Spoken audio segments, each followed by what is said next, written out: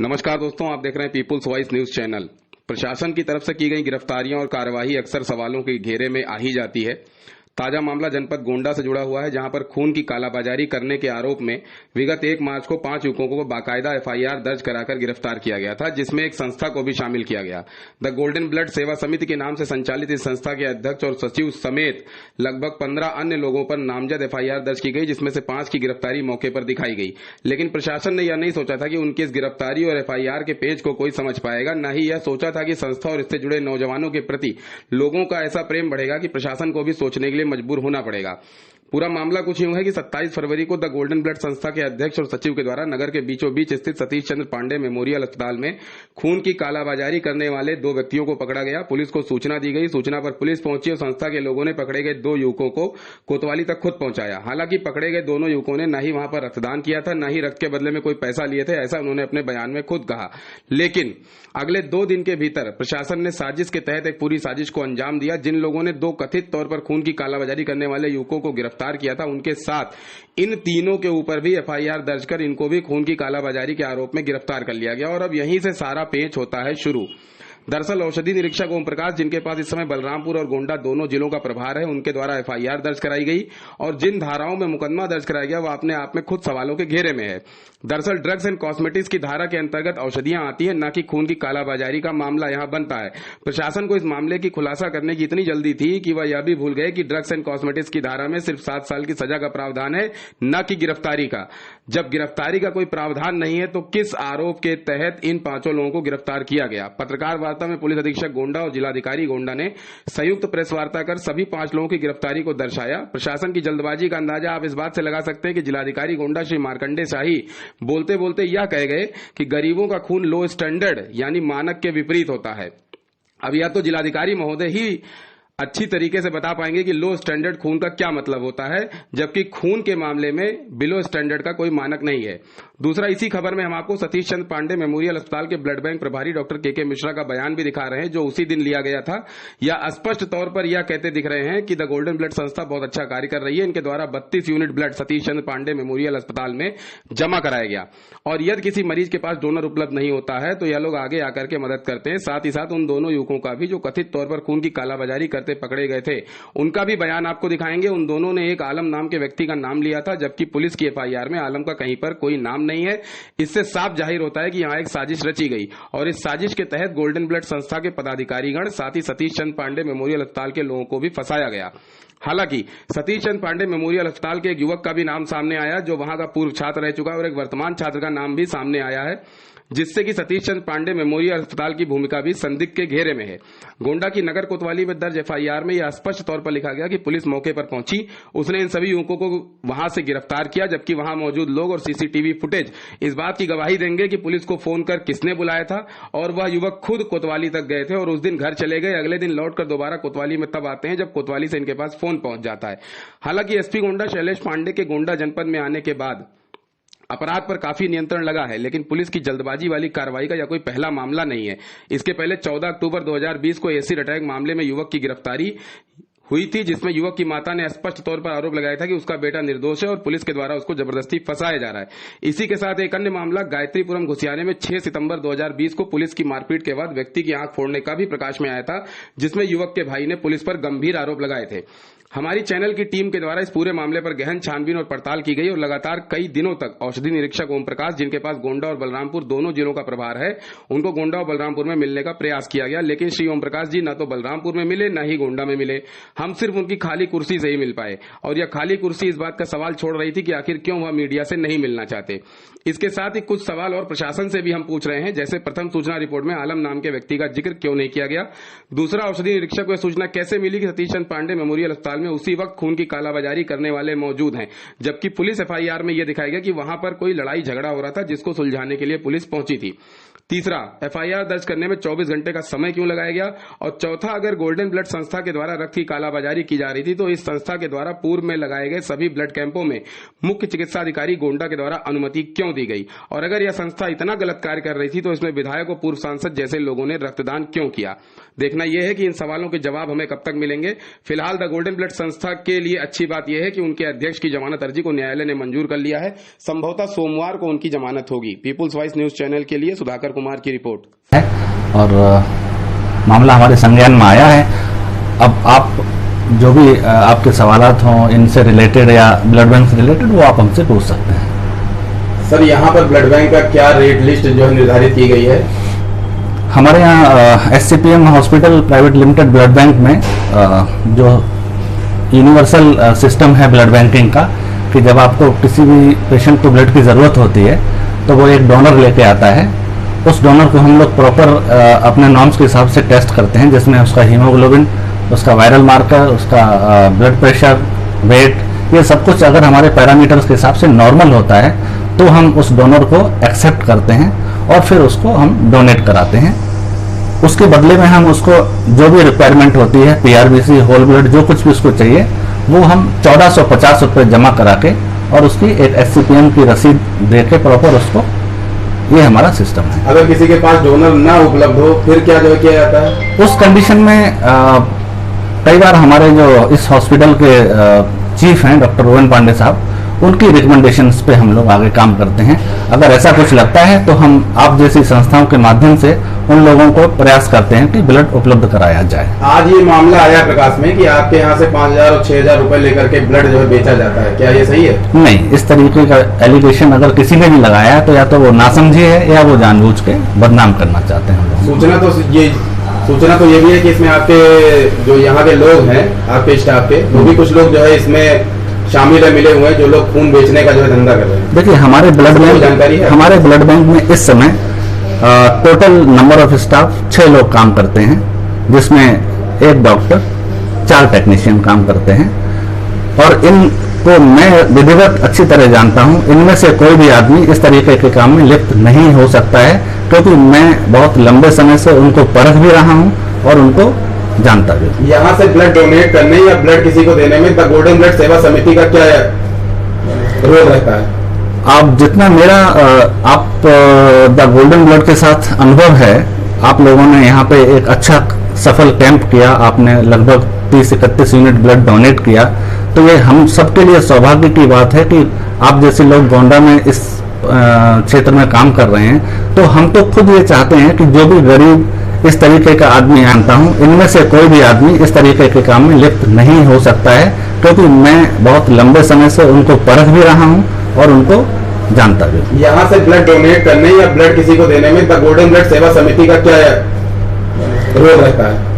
आप जितना मेरा आप द गोल्डन ब्लड के साथ अनुभव है, आप लोगों ने यहाँ पे एक अच्छा सफल कैंप किया, आपने लगभग 30-31 यूनिट ब्लड डोनेट किया, तो ये हम सबके लिए सौभाग्य की बात है कि आप जैसे लोग गोंडा में इस क्षेत्र में काम कर रहे हैं। तो हम तो खुद ये चाहते हैं कि जो भी गरीब इस तरीके का आदमी आए, जो समस्या में है, जिसके पास डोनर नहीं है, तो ऐसे लोगों को हम लोग कोशिश ये करते हैं कि आप लोगों के माध्यम से आपका नंबर उसको देते हैं कि भैया आप लोगों से बात कर लो। अगर हो सकता है कि क्योंकि उनका काम ये है तो वो आपकी जरूर मदद करेंगे। और मैंने कई बार ऐसा देखा है कि आप लोग स्वयं आते हैं, पूरी जांच पड़ताल करके उनको ब्लड मुहैया कराते हैं। तो ये क्या गोल्डन ब्लड सेवा समिति के द्वारा जो है अगर पैसा आपको कोई लिया या जो दिया जाता है?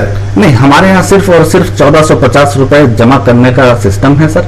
इसके अलावा ब्लड बैंक में बड़े बड़े अक्षरों में हिंदी और अंग्रेजी दोनों शब्दों में लिखे कई जगह चिपकाया गया है कि ब्लड बैंक परिसर में किसी प्रकार का कोई अनधिकृत लेन देन न करें। जो भी पैसा जमा हो रहा है 1450, उसकी रसीद अवश्य ले लें। सर, जो अनधिकृत व्यक्तियों का प्रवेश होता है उसको रोकने के लिए क्या कार्रवाई की जाएगी? जहाँ तक हमारे गार्ड्स हैं, हमारा स्टाफ है, हम सब अगर ऐसा कोई भी आदमी दिखता है जो अनधिकृत लगता है तो उसको हम या तो तुरंत अपने माध्यम से उसको यहाँ से भगाते हैं, डांटते हैं और अपने गार्ड्स को सुपुर्द करके उनको कई बार प्रताड़ित मतलब दंडित भी कराते हैं, ताकि वो दोबारा इस परिसर में न दिखाई पड़े। वेरिफिकेशन कैसे करते हैं आप कि कौन सा व्यक्ति सही है या वो सही नहीं? इस तरीके का कोई क्राइटेरिया तो अभी हम लोगों के पास नहीं है, बट जो रेगुलरली ऐसे लोग हैं जो बार बार आते हैं, बार बार दिखते हैं और अनधिकृत लगते हैं बाई फेस, बाई एक्टिविटीज, या उनको हम रोक के पूछते हैं कि आप इस अस्पताल में क्या कर रहे हो, हमारे परिसर में क्या कर रहे हो, तो अगर वो जेन्युइन आंसर देते हैं कि मेरा कोई पेशेंट एडमिट है या मैं उससे मिलने आया हूँ, तो जहां कहीं भी मुझे डाउट लगता है तो हम उसको वेरीफाई करते हैं कि जिसको ये बता रहा है वो पेशेंट हमारे अस्पताल में है या नहीं। जैसे आज गोल्डन गेट सेवा समिति के पदाधिकारियों ने 2 लोगों को जो पकड़ा है, तो आपके तरफ से क्या सहयोग रहेगा? मेरा तो मेरा कहना यही रहेगा कि अगर इस तरीके के लोगों को आपने जो यहाँ पे पकड़ा है, इनको आप तुरंत पुलिस के हवाले करें, और मेरा उससे संबंधित जो भी सहयोग आपको चाहिए वो मैं देने को तैयार हूं, क्योंकि ये बहुत ही हीन कार्य है और इसको जितनी जल्दी ऐसे लोगों को पकड़। ये आज SCPM यहाँ पर आप लोग किस लिए आए थे? सर भेजा गया था। और क्या? किसने भेजा था? एक आलम लड़का था। किस लिए भेजा गया था? अब वो कहा इनको ले जाओ। किस लिए भेजा? ब्लड निकलवाने आया था। ब्लड निकलवाने आए थे। तो पैसे का जो है क्या मामला हुआ? पैसे में लिया है न जाने, ये पैसे नहीं लिया। लेकिन मरीज का तो जो है आरोप है कि आपने 6,000 रुपया मांगा ब्लड के बदले। वो अभी आपको मालूम हुआ कौन लिया पैसा? स्टाफ का था तो है नहीं, हमको दिया। कौन था स्टाफ का लड़का? अभी तो नाम नहीं मालूम। क्या करता है? अब पता नहीं। वो तो एक वीडियो वायरल हुआ था जिसमें एक चालक और एक कर्मचारी इनके द्वारा अवैध रूप से 7,000 रुपये लेकर के और ब्लड बेचने की सूचना संज्ञान में लाई गई। उसके बाद से फिर सिटी मजिस्ट्रेट को इस प्रकरण की जांच सौंपी गई थी और संबंधित चालक की सेवाएं समाप्त कर दी गई थी। उसके बाद से फिर लगातार इनपुट कलेक्ट किया जा रहा था और इसमें एक सूचना ये मिली कि एक हॉस्पिटल के निकट कुछ लोग इसमें संबंधित नीडी व्यक्तियों के ऊपर दबाव बना करके और ब्लड बेचने के लिए और ख़रीदने के लिए ये इसमें दबाव बना रहे थे और उसको लेकर के कहासुनी हुई थी। जैसे इनको प्राप्त हुई, इमीडिएटली टीम को भेजा गया और टीम के द्वारा मौके पे कुछ व्यक्तियों को गिरफ्तार किया गया। इसमें प्रकरण ये संज्ञान में आया कि 5 व्यक्ति जो गिरफ्तार हुए हैं उनके द्वारा ये पूरे नेक्सस का खुलासा किया गया है। इसमें 14 व्यक्तियों के विरुद्ध प्राथमिकी दर्ज कराई गई है। उसमें एक संस्था भी है जो गोल्डन ब्लड बैंक के नाम से है। ये संस्था न तो CMO के यहाँ से अधिकृत है और न ही इसका ड्रग एंड कॉस्मेटिक्स एक्ट के तहत रजिस्ट्रेशन है। परिणामतः इसमें 419, 420, धारा 27 और 28 ड्रग्स एंड कॉस्मेटिक्स एक्ट के तहत मुकदमा दर्ज कराया गया है और इसकी विवेचना की जा रही है। इसमें एक बड़ा नेक्सस है और यह एक मानवता के प्रति अपराध है और इसमें जो नीडी व्यक्ति हैं, जो मरीज हैं, उनकी मजबूरी का फ़ायदा उठा करके और इसमें ब्लड का अवैध कारोबार किया जा रहा था। और उसमें यह भी है कि एक बार ब्लड से बैंक से ब्लड इसमें मुँहमांगी कीमत पर दिया जाता था और उसके बाद बेलो स्टैंडर्ड ब्लड जो इसमें रिक्शे वाले हैं, घूमचे वाले हैं या जो प्रॉपर तरीके से अधिकृत नहीं है उनके माध्यम से ब्लड ले करके उनका और ब्लड बैंक में तो उसको रिप्लेनिश किया जा रहा था। ये एक गंभीर अपराध है और इसके संबंध में अभी विवेचना कराई जा रही है। हो सकता है कि कुछ और भी लोग इसमें संज्ञान में आएंगे। निश्चित रूप से इसमें कठोर से कठोरतर कार्रवाई। यहाँ पे जैसा कि आप लोग अवगत हैं, विगत दिनों कुछ शिकायत मिली थी कि ब्लड को लेकर गलत तरीके से उसको बेचने की बात संज्ञान में आई थी। वीडियो भी वायरल हुआ था, उसमें कार्रवाई हुई थी। तभी इसी बीच एक शिकायत प्राप्त हुई। एक संस्थान पे 2 लोगों के बीच में झगड़े की शिकायत मिली। तत्काल उस पर पुलिस टीम मौके पे पहुंची और उनको जब थाने पे लाके पूछताछ की तो ये पता चला कि अवैध तरीके से ब्लड का कारोबार ये लोग करते हैं। प्रोफेशनल लोगों को बुलाकर ब्लड को बेचने का काम, उसके एवज में धन उगाही का काम ये चल रहा था। इस शिकायत पर जिलाधिकारी महोदय के क्लोज सुपरविजन में, आपके निर्देशन में जो कार्रवाई हुई उसमें कुल 5 लोग गिरफ्तार किए गए हैं, जिसमें 3 लोग वो हैं जो एक संस्था बनाकर ब्लड के कारोबार में संलिप्त थे। कुल 14 लोगों के विरुद्ध ड्रग इंस्पेक्टर द्वारा अभियोग पंजीकृत कराया गया है। नामजद 5 की गिरफ्तारी हो चुकी है। शेष के विरुद्ध हमारी टीम लगी हुई है। 7 संकलन था, इनकी गिरफ्तारी का कार्य सुनिश्चित कराते हुए इसमें कठोर से कठोर कार्रवाई इन सभी जो दोषी पाए जा रहे हैं उनके विरुद्ध की जाएगी। कब से सर ये इस कार्य को कर रहे थे और कैसे इन लोगों को भोले वाले लोगों को अपनी गिरफ्त में लेते थे, कैसे जाल में फंसा? और देखिए इनका कोई फिक्स टाइम ड्यूरेशन अभी नहीं बताया जा सकता है, क्योंकि इनसे अभी पूछताछ हुई है और भी जैसे लोग पकड़े जाएंगे तो उनसे फर्दर हमें और डिटेल मिलेगी। बट ये लोग जो नीडी लोग होते थे उनसे टाई अप करके और उनसे पैसे की डिमांड करके उनको ब्लड उपलब्ध कराने का काम करते थे और उस ब्लड की भरपाई जो है वो प्रोफेशनल लोग जो ब्लड बेचते हैं उनको एंगेज करके उस ब्लड की भरपाई जो है नियम विरुद्ध किया करते थे। इसमें एक अस्पताल का नाम आ रहा है, उनकी क्या भूमिका है, किस तरीके से उनके खिलाफ कार्रवाई होगी? देखिए जैसा कि मैंने बताया कि 5 लोग गिरफ्तार हुए हैं, इनसे पूछताछ हुई है, इनसे पूछताछ में कुछ तथ्य प्रकाश में आए हैं तथा इसकी होलिस्टिक विवेचना प्रचलित है। जो भी इसमें दोषी पाया जाएगा किसी को भी नहीं बख्शा जाएगा। इसमें सर कोई कारोबार कहाँ तक फैला? देखिए अभी इस पे बहुत डिटेल नहीं बताया जा सकता क्योंकि मैटर अंडर इन्वेस्टिगेशन है। जैसे जैसे चीजें इसमें सरफेस पे आएंगी आपको अवगत कराएंगे। सर इसमें कोई डॉक्टर भी शामिल है आरोपियों में? कोई डॉक्टर का भी नाम है जो नामजद FIR है? ब्लड बैंक संचालक है कोई? देखिए ब्लड बैंक में कार्यरत व्यक्ति के इसमें नामजदगी हुई है, बाकी उसकी प्रोफेशनल डिग्री क्या है वो सब इन्वेस्टिगेशन में चीजें देखी जाएंगी।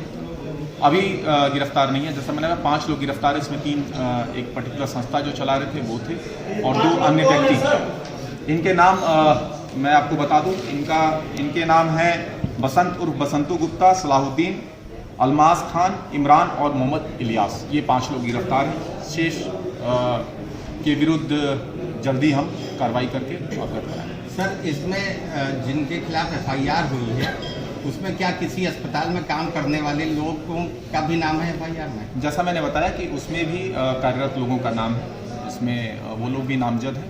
सभी की नामजदगी की समीक्षा तथा जो भी साक्ष्य मिल रहे हैं उनके हिसाब से दोषियों पे कार्रवाई सुनिश्चित कराई जाएगी। ये क्या किसी अस्पताल में भी बेचते थे ब्लड?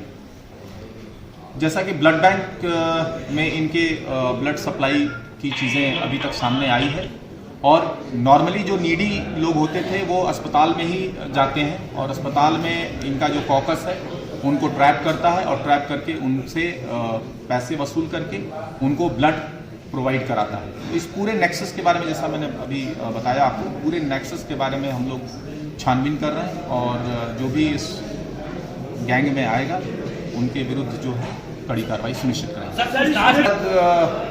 क्लाइंट के हिसाब से अलग अलग इनकी वसूली होती है। 5-6 हज़ार से लेकर 15-20 हज़ार तक की इन्होंने वसूली इसमें जो अभी तक के सामने आए उसमें की। सर इस प्रकरण में वादी कौन है और वादी की तहरीर के अनुसार उसे इसका पता कब चला? देखिए मैंने बताया, आपने गौर किया होगा, इसमें ड्रग इंस्पेक्टर इसमें वादी हैं और जैसा कि मैंने बताया जब झगड़े की सूचना मिली तब इनको पता चला और इन्होंने एक प्रिलिमिनरी इस चीज़ का पता करा कि इसमें नामजद FIR थाने में दर्ज करा। आपने कहा कि कोई संस्था है, संस्था के आड़ में ये सब क्या रजिस्टर की जाएगी, कैसे क्या है?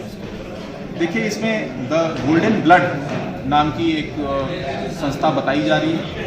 बाकी अभी तक की जो जांच में ड्रग इंस्पेक्टर की जांच में यह बात आई है कि वो इस कार्य के लिए अधिकृत नहीं है। बाकी डिटेल्ड इन्वेस्टिगेशन में हम लोग सारी चीज़ें देखिए अभी इन्वॉल्वमेंट के बारे में डिटेल में नहीं बताई जा सकती क्योंकि अभी 5 लोग पकड़े गए हैं। शेष जो भी चीज़ें मैं कई बार आप लोगों को बता चुका हूँ कि जैसे जैसे फैक्ट्स आएंगे जिनकी भी इन्वॉल्वमेंट आएगी उनके विरुद्ध कार्रवाई।